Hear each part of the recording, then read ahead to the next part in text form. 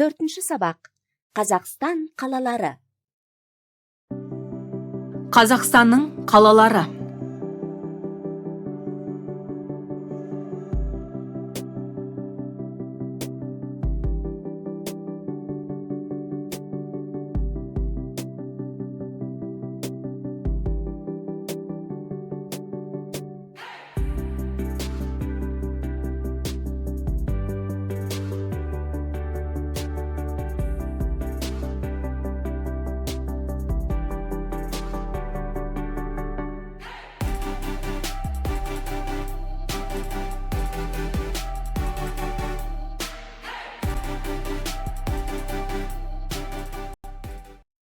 Санамақ.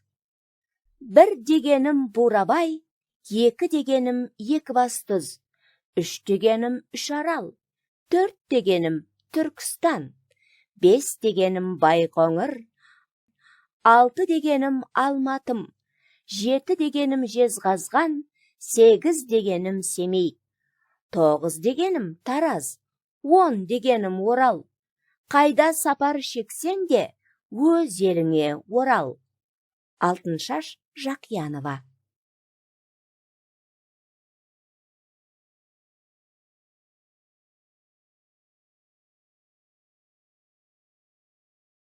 Қазақстан аумағы 5 аймаққа бөлінеді. Орталық Қазақстан, Солтүстік Қазақстан, Оңтүстік Қазақстан, Батыс Қазақстан, Шығыс Қазақстан. Орталық Қазақстанның ірі қалалары Жезқазған, Қарағанды.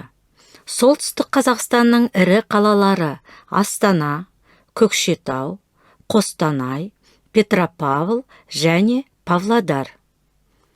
Оңтүстік Қазақстанның ірі қалалары Алматы, Талдықорған, Қонаев, Түркістан, Шымкент, Тараз, Қызылорда.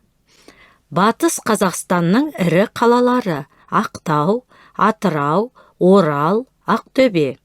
Шығыс Қазақстанның ірі қалалары Семей, Өскемен.